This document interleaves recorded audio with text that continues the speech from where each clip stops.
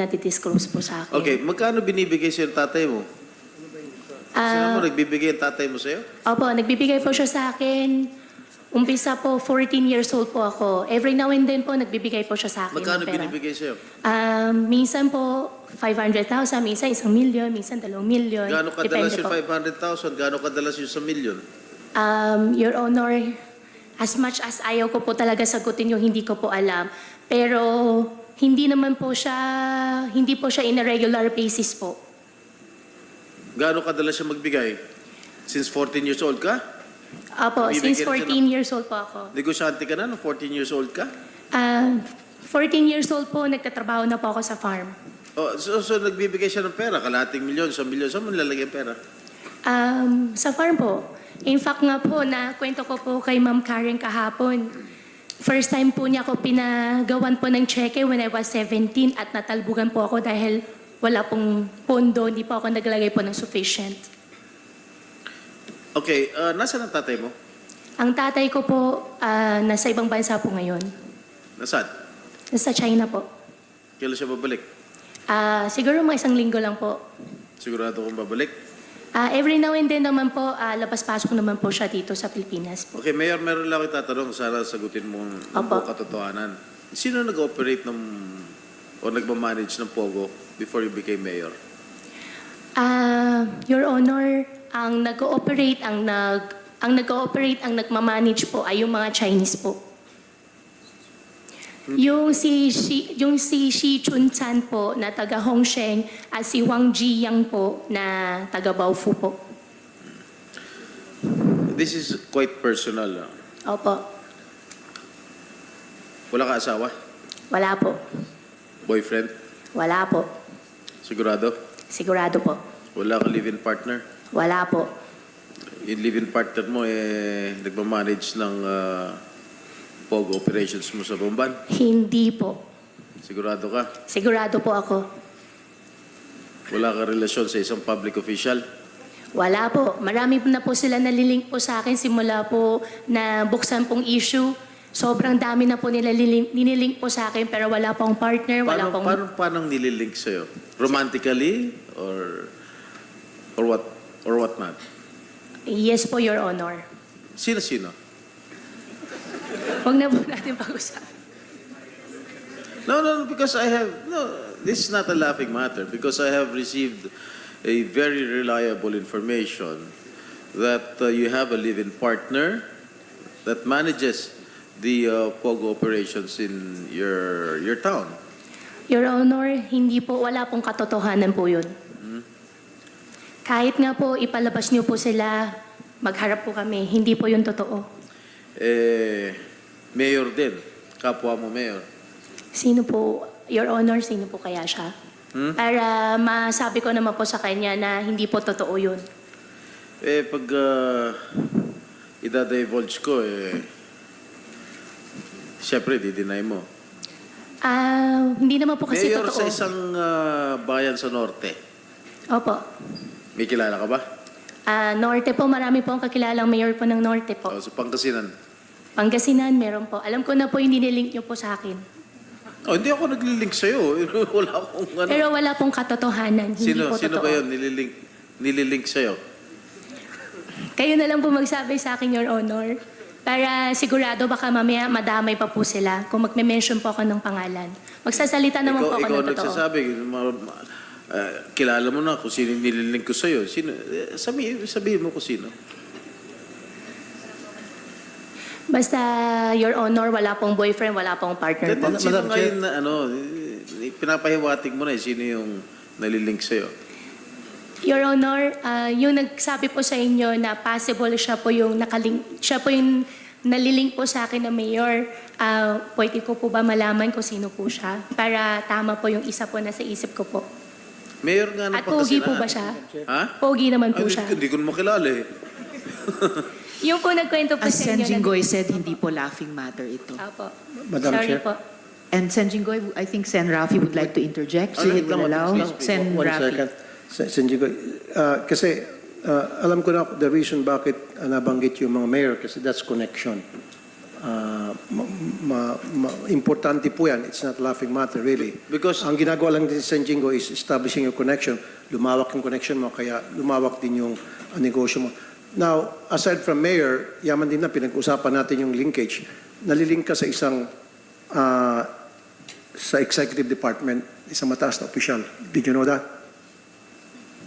Pero alam mo yon na isang mataas na opisyal sa executive, nalilink ka doon. Your Honor, hindi ko po alam. Ngayon ko po lang po siya narinig. You sure? Apo, sure po. Okay. Thank you, Sen. Rafi. Sen. Jinggoy?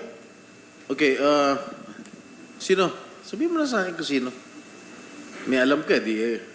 Sabihin mo na rito sa committee. Your Well, Honor, kaya ako binibring out ito. Because the reports that I received is that your partner, yung nalilink sa yung mayor ng Pangasinan, is the one managing and operating your Pogo business. Alright? Wala akong pakialam sa mga relasyon ninyo. I do not care kung may relasyon kayo, so be it. Wala akong pakialam. Your Honor, wala po akong alam na may mayor po na nakalink po sa akin. Gawa po ng siya po ay nag-ooperate po ng Pogo business po. At wala rin po akong Pogo business po, Your Honor. Di ba may lupa ka rin sa Bamban? Meron po. Tinayo mo ng Pogo? Your Honor, hindi po siya Pogo lahat. Bago po ako nag-divest po, Your Honor, yan po ay isang mixed-use development po. Meron pong mall, meron pong residential. At yung May Pogo, Pogo rin. yung Pogo po, second and third and fourth floor lang po. Kaya nga, meron pa rin. Bago po ako nag-divest po, Your Honor, at after po ako nag-divest po, doon po nagkaroon po ng yung ZY po na second, third, and fourth floor po.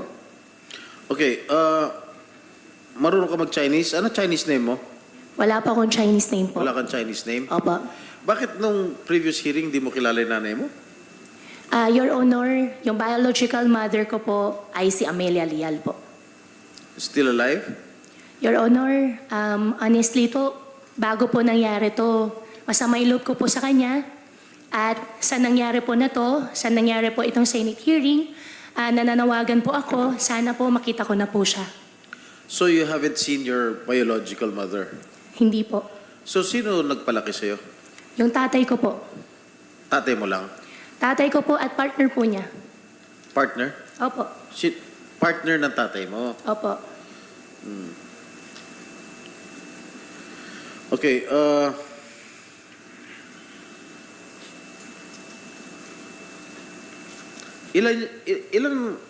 how many motor vehicles do you own? Sa ngayon po, isa po. Isa lang? Opo, sa ngayon po, isa po. Saan salin to?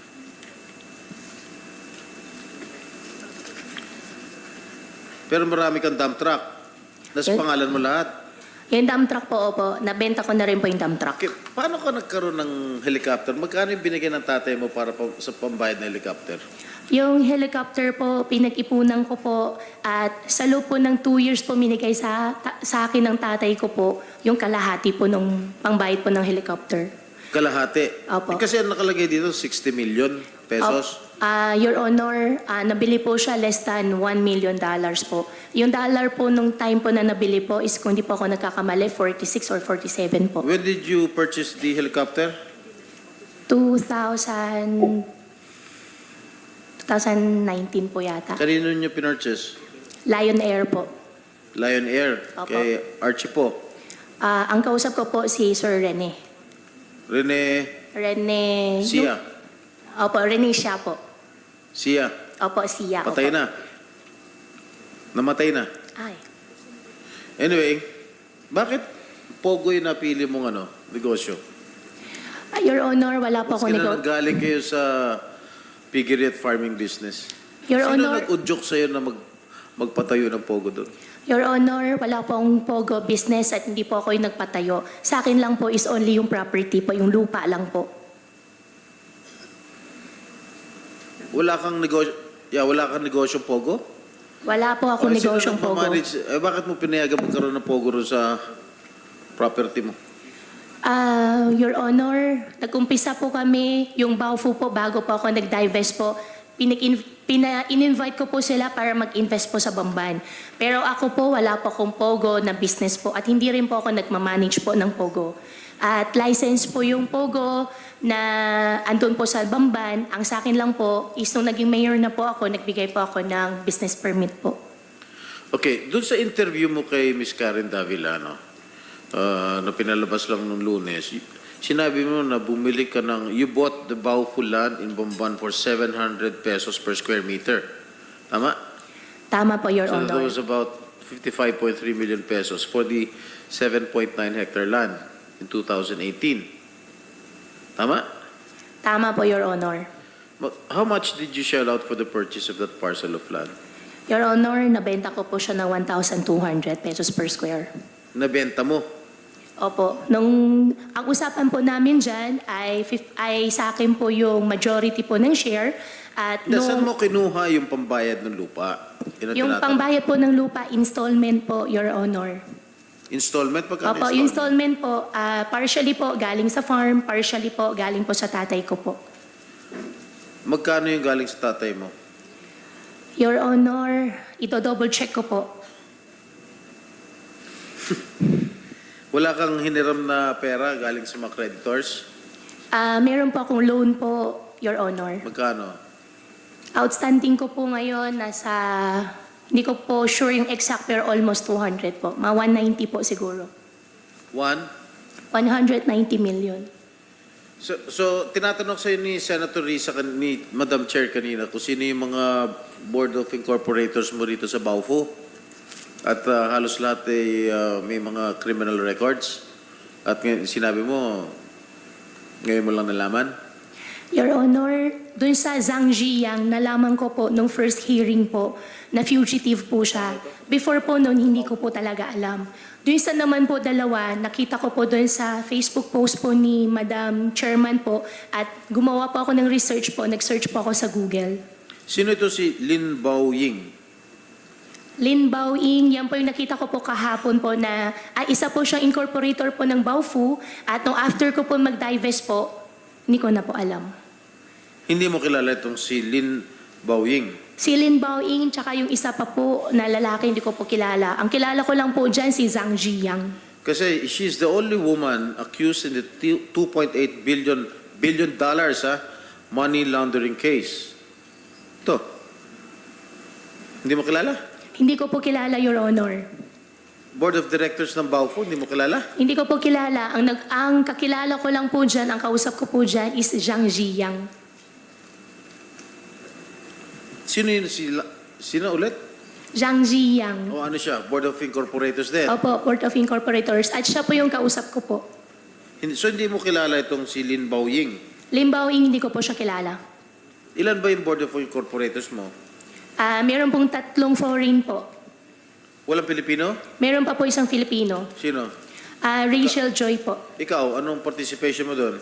Ang participation ko po doon sa Baofu po ay sa akin po yung property, sa akin po yung lupa. Hindi ka member ng Board of Incorporators?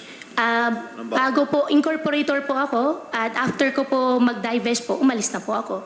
After kang, Mag-divest po, 2021 po. nung nag-mayor ka?